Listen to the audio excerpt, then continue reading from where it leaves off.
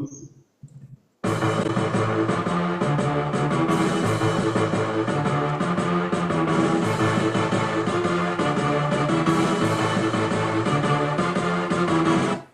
welcome back to KAMMA. I'm Khalil Deal. I'm Andio. And we are back for UFC 326, back in the Apex. No, actually at the T-Mobile Arena, back in Las Vegas. After that card from Mexico, we're back in Las Vegas. Last week, me and Andio did pretty good. I went 10-3 in the predictions, and Andio went 9-4. Did okay on the betting. I only hit on 3 bets. Would have liked to have done better. Some of these guys flopped it up for us there, especially at the end with Brando Moreno getting the loss there. I thought he's washed. I was right, but I didn't think he would lose in Mexico with all the, with the short notice from Kavanaugh and all of that. Really disappointed. Yeah, very disappointing. So that ruined us from, having a decent night to having not so great of a betting night.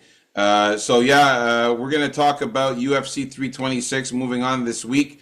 We're going to start off with our early predictions and breakdowns for the prelims. And the first fight in the prelims is Luke Fernandez against Rodolfo Bellato. Then we got Gaston Bolanos against Zhang Yong Li.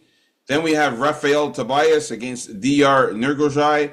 Then we have Suma Derji against Jesus Aguilar. Then we have Cody Durden against Tumen Dembarel. I'll just say the first name is kind of hard to pronounce there as well. Crazy last name. It's his first name is Nyamjargal, Tumen Dembarel. Then we have Alberto Montez against Ricky Tercios. And then the co-main event of the prelims, Dante Johnson against Cody Brundage. And then the main event of the prelims, we got Cody Garbrandt against Long Zhao. So there's actually 3 Codys in these prelims here. Cody Durden, Cody Brundage, Cody Garbrandt, unbelievable. All right, so we're going to start it off with the first fight of the prelims here. Rodolfo Bellato against Luke Fernandez. Who you got in this one, NDO? Okay. For this one here, Luke Fernandez, he's making his UFC debut here, sitting at 6-0. He's pretty well-rounded, though. Rodolfo Bellato is an interesting opponent for him because I don't think he has a proper win in the UFC, even. And we'll see if it's kind of a tune-up fight and Rodolfo Bellato's out the door. Because Rodolfo Bellato is very hittable. I think he's chinny. And I think Luke Fernandez has a good cage push. He has big power. And I think he's going to be able to trap Rodolfo Bellato somewhere up against the cage, do some real damage. Apparently he has a wrestling background, Luke Fernandez. I don't know what that means at this point. Maybe it means he can stop a few takedowns. Maybe he can even get one if needed. And on top of that, you never know with Rodolfo Bellato. He may even come in there with herpes. So I can't really trust that. So I'm going to go with Luke Fernandez here to get it done with knockout or sub to get the finish here. Yeah, man. Luke Fernandez, this guy's fighting style is like a blend of wrestling and boxing. He's a collegiate wrestler from New Jersey. And he's been wrestling for a long time. Very good at wrestling, very good at takedowns. His style is very orthodox. He likes to favor his right hand as his power hand, and he's shown versatility in his fights, adapting to different styles and opponents. Rodolfo Bellato, well, this guy's an explosive, powerful striker, described as demolition man. Serious power in his hands, willingness to take damage, to deliver it. He's centered on explosive power offensively, and he does have a background in wrestling, grappling as well. He's won fights by submission. He generates tremendous power in his strikes, leading to quite a few knockouts there. His nickname Tractor reflects. Trator is, I guess it's Brazilian for tractor. Oh, I thought it was. Which reflects his aggressive, damaging approach to fighting. All this time, I thought he was just a traitor. No, not a traitor like that. No, it's actually a tractor in in Brazilian. So yeah, you know, Rodolfo's got that, you know, powerful punch. Who knows what's going to happen in this fight? But yeah, I'm going to also go with Luke Fernandez to get the win here. I think he's going to come out here and hurt Rodolfo Bellato. Rodolfo Bellato is pretty wild in there, and he has been knocked out twice out of his 3 losses. So I can definitely see Luke Fernandez coming in here and clipping him, especially the last fight. He got, you know, pretty much dominated by Navajo Sterling in the last fight, Rodolfo Bellato. So yeah, I'm going to go with Luke Fernandez by knockout or decision. So me and Andy O in agreement with the first fight of the prelims. Let's move on up to the next fight of the prelims. We got Gaston Bolanos against Jung Young Lee. This fight was originally supposed to be Gaston Bolanos taking on Zhu Sang Yu. Zhu Sang Yu actually withdrew, and now Jung Young Lee coming in here to take over. Gaston Bolanos is not that great. You can see he's got 8 wins, 5 losses. So you can see he's not that great, man. You know, he's known for his explosive fighting style and Muay Thai. You know, since the age of 10, he's been practicing Muay Thai. His fighting style is creative striking, particularly Muay Thai striking. He could turn a small mistake into a sudden finish. He's also developed a versatile ground game, utilizes signature moves like the spinning back elbow to secure knockout victories. Jung Young Lee, known as the Korean Tiger, he's a very, very good martial artist. He's very aggressive. He's got a versatile fighting style. He's also skilled in Muay Thai and Brazilian Jiu-Jitsu, and he's very effective at pressuring his opponents on the feet and in grappling. Lee's fighting approach includes a calm, workman-like style, and I can see him getting Gaston Bolanos to the ground. Gaston Bolanos has been subbed 3 times, as you can see in his 5 losses here. And Jung Young Lee knows how to get submissions as well. He's going to be 3 inches taller than Gaston Bolanos, so I like that as well. Plus, he's going to have a significant 4.5-inch reach advantage for Jung Young Lee. So give me Jung Young Lee to win this one by knockout or submission. I think he finishes Gaston Bolanos. Yeah, I don't think both of these guys are much good. I don't think they both really belong in the UFC from what I've seen so far. Both of them have a lot of trouble defending shots. They're pretty bad at defensive striking. They are better at their offensive striking. Bolanos, he's a bit more creative there. He does have those spin attacks, but I find it gets him tired also the later the fight goes. As for Jung Lee, who's, you know, not really that good himself, of course, but I think he will, if he wants to win this fight, mix in the takedowns because Belato's just not that good on the ground and can get caught in subs. So, yeah, give me Jung Lee here to get the job done by a decision or sub. Nice. So me and Andy O agreeing on this one as well. Let's move on up to the next fight of the prelims here. We got Rafael Tobias against Dr. Nurgajai. Okay, now Dr. Nurgajai is halfway decent underdog in this fight, I think. And he was a massive favorite just a couple fights ago, coming in all undefeated, right? So in this one here, I find it very hard to go with Nurgajai here. Just in the way he's lost, the opponents he's lost to, he got subbed by both of his last 2 opponents in Ribeiro and Salta Baltiev. And he got subbed by both of them. And not only that, he got knocked down by both of them also. So I think I think it has to do with fundamentals. You know, you face a slightly higher competition, you don't get your way, and it really exposes your lack of basics. And I think that may be the problem here. Rafael Tobias has power. I think he has takedowns. He hasn't been a pro for a very long time. There's a few fighters on this card, actually, not really fighting for that long at all. But this guy already has 15 fights in those 3 years. So he's putting it in there.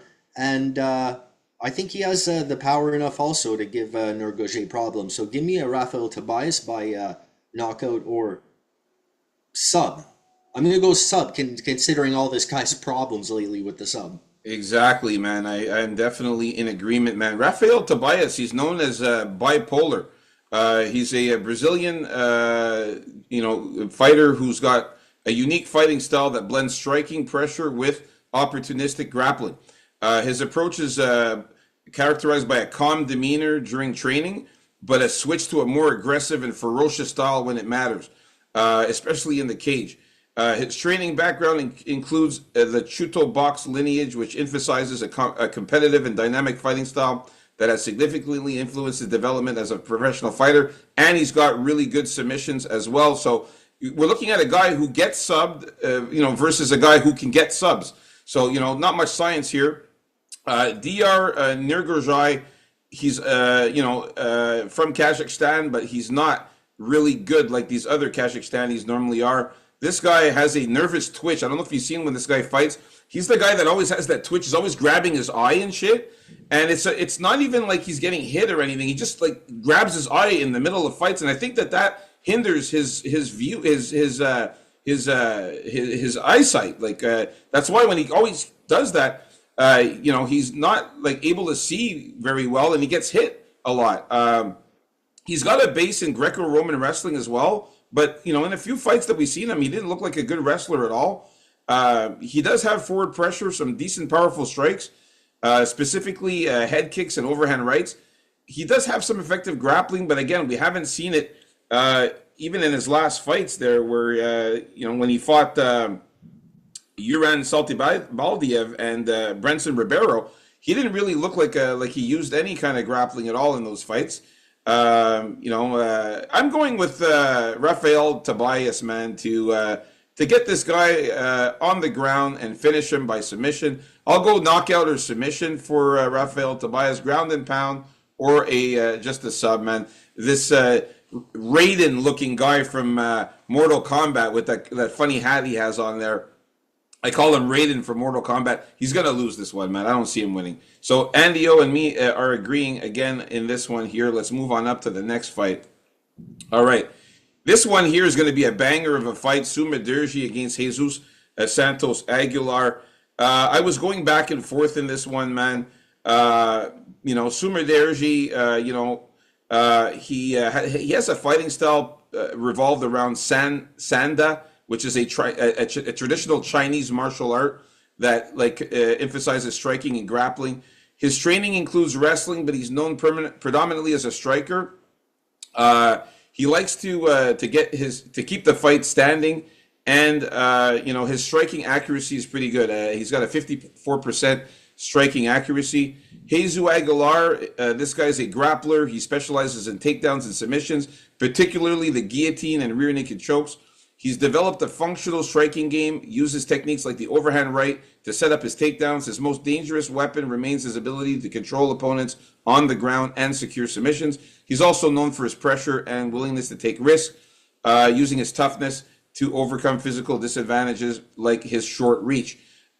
You know what? I'm going for Jesus Santos Aguilar in this one, kind of like the last one, man. If you look, Suma Derji's been subbed 6 times out of his 7 losses. And we have a guy who likes to get submissions in Jesus Santos Aguilar. So not much science here. The guy who loves to sub against a guy who gets subbed. Give me Jesus Aguilar by submission or decision.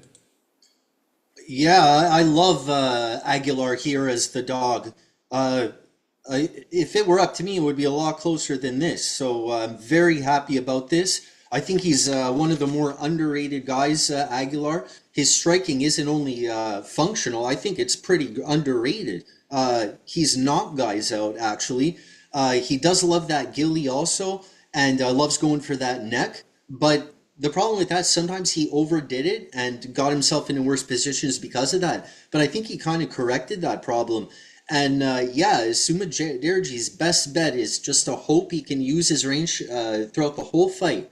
Because if he doesn't, there's a good chance, because all it could take is one time Aguilar gets him down. This guy could be in trouble. He definitely wants to keep it on the feet. Aguilar's been a great dog to pick. I've made a lot of money with this guy, and I'm going to go with Aguilar for the sub or decision in this one. Nice. We're still agreeing in this one here. Nice, NDO. All right, let's move on up to the next fight.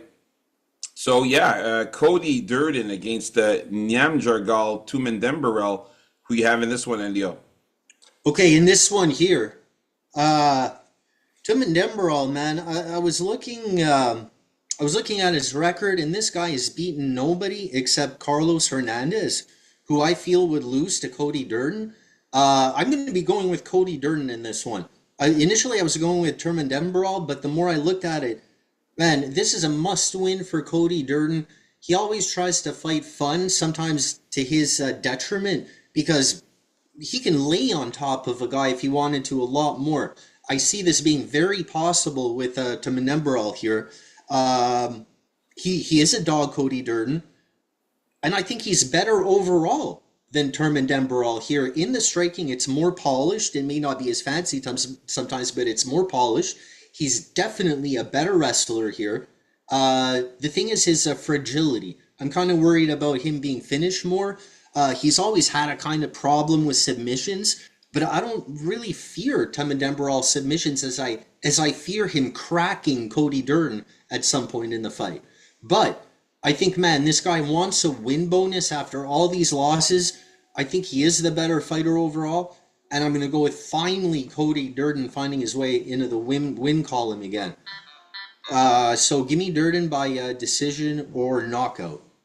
All right. Well, Cody Durden, man, this guy, he's a versatile fighter. He's a Brazilian Jiu-Jitsu black belt. He's got a strong foundation in wrestling, two-time state champion. He's known for high pressure, aggressive style. He combines effective ground control with dangerous striking, often using one-two combinations to set up his takedowns. He trains at American Top Team. He utilizes his extensive wrestling background to control fights and secure takedowns. He's a BJJ black belt. So he's good in Brazilian Jiu-Jitsu. He often looks for submissions. Nyamjirgal Tumendemberal, nicknamed Art of Knockout, he's a Mongolian flyweight. He's very aggressive, finishing-oriented style. He combines elite striking with strong submission grappling. He favors a side punch as a key technique, and he's shown immense knockout power, including a documented 7-second knockout. He's dangerous on his feet. He's highly capable on the ground. The armbar is his favorite submission technique. He's got a background in Sambo and Judo. He's placed third in both at national levels in Mongolia. And he's known for pursuing early finishes, this guy. There's a lot of things going against Cody Durden, man. First of all, the age difference. This guy's 27, Tumendemberal. Cody Durden getting up there in age, 34 years old. He's kind of on the wash side. Also, Cody Durden has lost 4 of his last 5 fights, and it's just hard to go for a guy that's been finished 7 times out of his 9 losses. He got subbed by Alan Nascimento in his last fight, knocked out by Jose Ochoa the fight before that. Joshua Van really beat him up badly, and also Bruno Silva knocked him out. So I really can't go for him. Matt Schnell was the only guy he beat in the last 2 years. And it was a submission on Matt Schnell, a ninja choke, a year and 5 months ago. I got to go with Nyamjirgal Tumendemberal. Unfortunately, me and Andy O disagreeing on this one. I got Nyamjirgal Tumendemberal winning by knockout or submission. I think that Cody Durden's just not durable anymore. And the guy's just been losing all kinds. I think he's on the wash side. So me and Andy O disagreeing on this one. Let's get to the next fight. We got Ricky Tercios against Alberto Montez. This one, too, was one of these ones where I was going back and forth, man. Alberto Montez looking good. I saw this guy's fights, and the guy's got a really good submissions. He's really good on the ground. He uses fast, high-percentage chokes, strong emphasis on grappling. He's been noted for his ability to control outcomes through position-to-choke sequences, often achieving multiple wins by submission. He holds a black belt in Brazilian Jiu-Jitsu and Taekwondo. And he looks really, really good, this guy. Ricky Tercios, he's very well-rounded as well. Good, strong striking, boxing, kicks, effective grappling. He's also very decent in BJJ as well, and Taekwondo. Very aggressive, though. He relies on his cardio. He's got a warrior spirit. He pushes the pace, likes to try to finish fights. He's got a good jab and overhand. He's got good head kicks. He generally keeps his hand up for defense. He's decent in submissions like the rear naked choke and triangle choke. And he's got some decent wrestling. It's going to be a tough one here. But, I have a slight lean on Alberto Montez to get the job done. Ricky Tercios, again, is another guy that's been losing all kinds. He just lost to Bernardo Sopage by unanimous decision, and also got subbed by Raul Rosas Jr. And I mean, Raul Rosas Jr. is really good, but got beat up by Amin Zahabi. And he barely won that fight against Kevin Natividad. So I just don't feel he's that good, man. Give me Alberto Montez, the promise to get the win here. I think he wins by submission or decision. I'm going to go with Ricky the Warrior Spirit Turcios in this one. I think really in this one, if Alberto Montez doesn't get specifically an anaconda choke, which will be his fourth one professionally, then he's not winning this fight. Because I think he's going to have the first fight blues here. I think his aggressive striking is going to make him a little tired out, more than he may expect, along with his attempts to get at that neck, to jump at that neck often. And if he doesn't clasp onto him, man, I think Turcios has the volume. Turcios may try to get this guy down and try to stay in top position a little bit. And not only that, Turcios' scrambling is pretty good too. So if they start scrambling and all of that, I'm looking for Turcio to come back up and continue with the volume. So give me Turcios here by decision. Yeah, so me and Andy O disagreeing on this one as well. A couple disagreements in these prelims. Now we have made it to the main event of the... No, not even yet. Are we at the main event?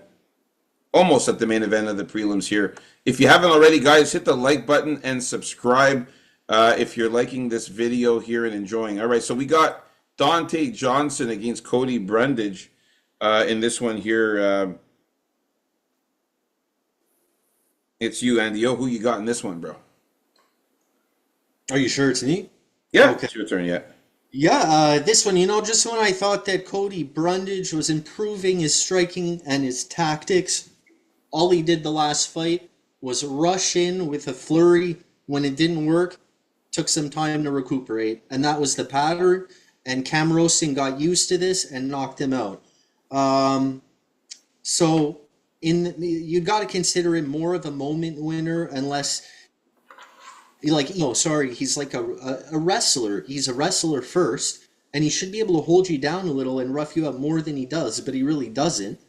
And at this point, the thing you got to expect from him the most are, techniques to survive the fight and maybe get the opponent disqualified, like opening up the back of his head at good times so he can get hit there and stuff like that, Yeah. Because this guy is the first guy in a long time to get a loss reversed by the commission. Usually when you hear, they're going to send it to the commission for renewal, 99% of the time it doesn't get overturned. More, maybe. This guy actually got a loss overturned into a no decision not that long ago. So don't put it past him to try something like that again. But here the pick is going to be Dante Johnson because he hits super hard. You have to go through a lot to try and take him down. I don't think he has a big wrestling background or anything like that. But his physique and his athleticism and his power has made the difference, man, so far in his career. And I think he's going to do the same to Cody Brundage. He's going to find those openings, and Cody Brundage is going to quit at some point due to strikes. Give me Dante Johnson by knockout. Yeah, man, we're back on page now, man. I like Dante Johnson, man. This guy is very aggressive and dynamic in the cage. He's known for his speed and his striking ability. He uses significant strikes and takedowns. He's been recognized for his quickness and precision. He's got very powerful hands. He's super big and huge, and his wrestling is really, really good. And he likes to just overpower guys and knock them out with his power punches. Cody Brundage, we know what this guy is about. A very weird fighter. Sometimes always looking for a way out. Like you mentioned, Andy O, man. A few fights we've seen him. The no contests, the disqualifications, all kinds of bullshit all the time. He lost 2 fights in a row, like you said, to Cam Rouston in the last one where he got knocked out, and also lost to Eric McConaughey, who is not that great in that split decision loss. I really think Dante Johnson can knock this guy out, and he's been knocked out 3 times in his last out of his 8 losses there. Brundage, he's good at wrestling, but I don't think he's going to be able to take down this big guy in Dante Johnson with his wrestling ability. I think he's going to have a hard time taking him down. His striking is subpar. And Dante is the younger guy too, at 27 years old. Not much younger there, but 4 years younger. But I just think he's going to be the bigger guy in this one, and is going to outpower Brundage. Give me Dante Johnson by knockout or submission. All right, we made it to the main event of the prelims here, and we got Cody Garbrandt against Long Zhao. So for this one here, I'm going to keep it very short. I just can't go for Cody Garbrandt, man. He's on the banned list, just like Macy Chiasson was last week, and Macy Chiasson lost, like I said she would. Cody Garbrandt's on the banned list, man. He's a decent striker with elite boxing. He used to have lightning fast hand speed, high level counter punching, and knockout power. But lately, he hasn't looked like that in a while. I actually had Cody Garbrandt to win in that last fight against Raoni Barcelos, and he disappointed me and looked like utter shit against Raoni Barcelos, who was also aging and a little bit washed up. I think Cody Garbrandt's washed up, man. Long Zhao, this guy's very good at grappling and wrestling. He's got effective takedowns and ground control. He's known for his ability to dominate his opponents on the mat. He's a versatile fighter, blends Sanda, Chinese kickboxing, boxing, and ground grappling with a strength and striking as well. He's a former Hunan province Sanda champion. He's got high energy, aggressive striking, technical grappling. And I think this is just a bad matchup for Cody Garbrandt, man. Give me Long Zhao to win by knockout or submission, man. Yeah, I can't go with Cody Garbrandt either. I used to pick him to get knocked out every single time, starting with those Dillashaw fights when he started falling off. And yeah, man, I think he has chin problems. I think something's off with him in the way he fights now. Although we did see some showboating, I think, in his last loss. He was actually dancing around a little bit, kind of like trying to get a little bit of that Dominic Cruz fight mojo going on, but it just didn't work. I think Long Zhao, with his aggressive kind of striking and a little more unorthodox striking, and pressure may throw Cody Garbrandt off his game. I don't know if Long Zhao can have too easy a time getting Cody Garbrandt down onto the mat unless Cody has a little injury or something. But if he can blend it in with continuous pressure, Cody Garbrandt doesn't throw a lot of volume. You may be able to frustrate this guy out, and if you surprise him with some angles, you can knock this guy out. Unfortunately, I think unfortunately the odds are Long Zhao is the favorite in this one. I was actually expecting Cody Garbrandt to be the slight favorite because they still love this guy, the UFC. But no such luck. He has his skills, though. He's very precise. He is a very good boxer. Talent-wise, if you look at it that way, he probably is more talented than Long Zhao. I don't think Long Zhao is ever going to beat Dominic Cruz and win a belt, anything like that. But this is not the Cody Garbrandt that did that. And I'm going with Long Zhao. I predict by knockout or decision. Well, let's hope that a few guys keep picking Cody Garbrandt, because it looks like a lot of people are liking Cody Garbrandt in this one. So let's hope that the line will switch come Friday. I was hoping there would be a lot of those people that just love Cody Garbrandt still, because of what he did there in that one fight, and who knows why else he has a fan base, but he does have some kind of fan base. For some reason. The two losses in a row where I actually picked this guy to win, even against I didn't pick him against Davison Figueiredo, but against Raoni Barcelos I did, and I think his last win, man, was against Brian Kelleher 2 years and 2 months ago. It's been a long time. All right, so there you have it, folks. Our early predictions and breakdowns for the prelims. KAMMA, like and subscribe, and stay tuned for the main card coming up next. KMMA, baby. Peace. subscribe. Let's get it.